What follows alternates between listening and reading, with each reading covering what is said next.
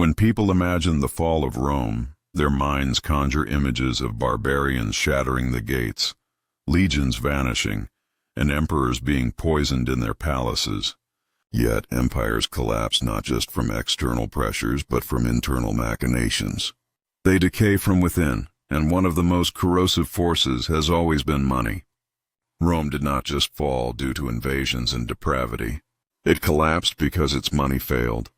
And the lessons extracted from that collapse are pertinent to modern economies that believe they can play fast and loose with currency and somehow escape the consequences. Let's set the stage. For centuries, the financial backbone of Rome was the silver denarius. First introduced in 211 BCE, this coin was almost pure silver, trusted throughout the empire and by everyone. Roman armies received their pay in it. Merchants insisted on being paid with it, and the populace saved their wealth in it. The denarius was not just money, it was metallic obedience. Its value was intrinsically linked to the power of the empire. The more people believed in Rome, the more they believed in its money. But ruling a vast empire is expensive. Legions had to be paid on time, roads and aqueducts constantly built, and wars financed. By the 2nd century CE, Rome was struggling to defend its borders against Germanic tribes pushing in, against the Parthians in the east, and against internal unrest. Tax revenues could no longer keep pace with the military's costs. At this point, emperors resorted to a centuries-old deception, debasement. Instead of taxing citizens to the point of rebellion, which is never a popular method, they lowered the silver content of the denarius. The numbers show the gravity of the situation. Under Emperor Augustus at the start of the empire, the denarius contained about 95% silver. By the reign of Caracalla in the early 3rd century, it was 50% silver. By the time of Emperor Gallienus in the mid-3rd century, it contained more than 95% base metal and less than 5% silver. What was once a coin of pure metal had become a bronze slug thinly plated with silver. People saw and understood the difference day by day. Inflation followed. Prices inevitably rose as the money could no longer hold its real value in the marketplace. The cost of a measure of wheat that once took 1 denarius could suddenly cost 2 dozen. This was not a theory. It was a visible expected outcome. The lives of ordinary Romans were upended. Soldiers demanded higher wages when they saw their purchasing power drop in the markets. Merchants, refusing the worthless coins they once insisted upon, preferred to trade through barter or with gold. As the money failed, people did the one thing that made sense. They traded. And as trust evaporated, the emperors, hoping that sheer volume would compensate for the worthlessness, insisted on minting more and more debased coins. This devolved into a vicious circle. A cycle that has been repeated in every hyperinflation since. This crisis reached its peak in the period known as the crisis of the 3rd century. Between 235 and 284 CE, Rome suffered nearly 50 years of chaos, external threats, plagues, civil wars, and economic collapse. Emperors rose and fell rapidly, some reigning for only a few days before being assassinated. Behind the political theater was a broken economic system. Taxes were demanded in increasingly worthless coins. Farmers abandoned their lands rather than pay in that manner. Trade networks vanished, and the Roman government attempted desperate schemes, from price controls to mandatory labor decrees, to hold things together. None of it brought back what was gone, but one emperor attempted to stop the bleeding. That was Diocletian. In 301 CE, his most famous and disastrous reform was the Edict on Maximum Prices, which fixed the costs of hundreds of goods and services, from wheat to labor wages. Violators paid with their lives. The edict was a disaster. When the purchasing power of the money was worthless, prices could not be controlled by simply issuing a decree. A black market immediately emerged, and official, lawful commerce completely disappeared. People focused on how to make money outside the system. Eventually, Rome was forced to abandon the denarius it had used for centuries. Constantine the Great introduced the Solidus, a stable gold coin, in 312 CE. This restored some stability and was used for centuries in the Eastern or Byzantine Empire. But by that time, the Western Empire was already fatally weakened. The debasement of the denarius had destroyed Rome's financial core. Soldiers would no longer fight, trade networks were shattered, and trust in the empire was gone. So what does this mean for us today?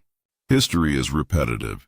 This destruction of currency inevitably precedes the collapse of empires. Rome introduced coins of low value, debasing them with fraud. Modern governments think they can do the same by introducing paper money, manipulating interest rates, or attempting to inflate away their debts. But the result is always the same and unavoidable. The public always pays the price, wealth is destroyed, and trust ends. Rome experienced and learned this lesson the hardest way. History taught different lessons after Rome. Every major inflation crisis since those years has followed the same script. Governments debase the currency to finance themselves, the wealthy protect their real assets, and the common people are ruined. The Roman economic crisis is the oldest systematic example of a blueprint for collapse. Fast-forwarding to the 20th century, the echoes bore into our brains. After World War I, Germany faced ruinous reparations under the Treaty of Versailles. The government, just like Rome with its more coins, thought it could paper over the reparations by printing the mark. By 1923, hyperinflation was staring everyone in the face. A loaf of bread that cost 1 mark before the war eventually cost over 200 billion marks that year. People carried their wages home from work in large sacks. The savings of retirees, their only security, were instantly wiped out and they went hungry. And just like Rome of that time, while debtors cleared their debts with inflation, those who owned real assets, land, farms, factories, foreign currency added to their wealth. As money became meaningless and economic scarcity grew, it paved the way for Hitler's rise to power. Zimbabwe adopted this system in the early 2000s. Facing land seizures, collapsing production, and soaring debt, the government reverted to the printing press. By 2008, inflation reached an unbelievable level, an annual rate of 89.7 sextillion%. Prices doubled every day. Shopkeepers changed the prices of goods in the morning and again later in the day. Eventually, Zimbabwe abandoned its own currency entirely, forcing its citizens to trade with the US dollar or the South African rand. Once again, a government tried to do business by decorating wrong choices with right ones. Indisputably, the public paid the price again, but you don't have to focus only on a single point. The Roman system continues even in countries that call themselves developed economies. Consider the United States. In 1971, President Richard Nixon separated the dollar from the gold standard, severing the last tangible link with money. Since then, the dollar has moved to what economists call a fiat currency. It wasn't backed by gold, but by the confidence in the government. Just like in Rome, it became irresistible to spend beyond its means. In the following decades, debt ballooned, the money supply increased, and inflation became a constant trend. While we don't see sacks of cash, we have seen a systematic erosion of purchasing power. There was no visible change in the coins. There was no change in the banknotes, yet their value was debased. The deception works the same everywhere. Governments disguise inflation by saying, "We are growing." They tell citizens that higher wages mean comfort, even if costs rise faster.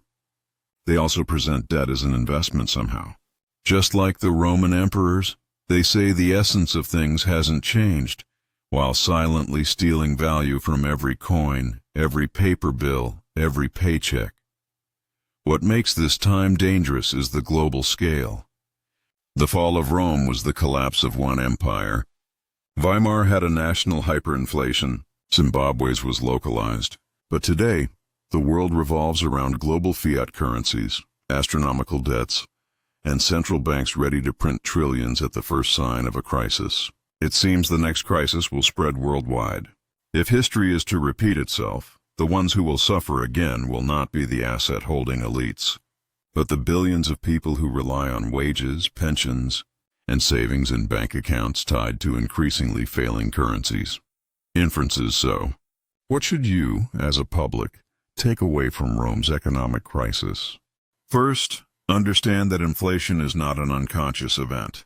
It is a policy. It is an insidious virus that has destroyed empires for 2 millennia. Second, never assume that stability is permanent. If someone had told the Romans of the 1st century that their money would one day be a worthless piece of metal, they would have laughed. Germans in 1913 would have scoffed at sacks full of cash. Zimbabweans in the 1980s thought their currency promised freedom. The same result emerged in every case. The fall of Rome reminds us that economic systems, while instilling confidence, can suddenly melt away and vanish. When money fails, people seek their own solutions. Contracts become void, trade patterns distort, the military dissolves, and governments lose their authority. History does not repeat itself. If you do not do what you were told not to do, but it will destroy you if you do repeat it. The Roman economic crisis was not just about emperors, the wealthy and the greedy. It was entirely about the Achilles heel of money itself. And that flaw has never disappeared. If this video has given you a new perspective, press the subscribe button. The answers are in the depths of history, and I will be where you are looking.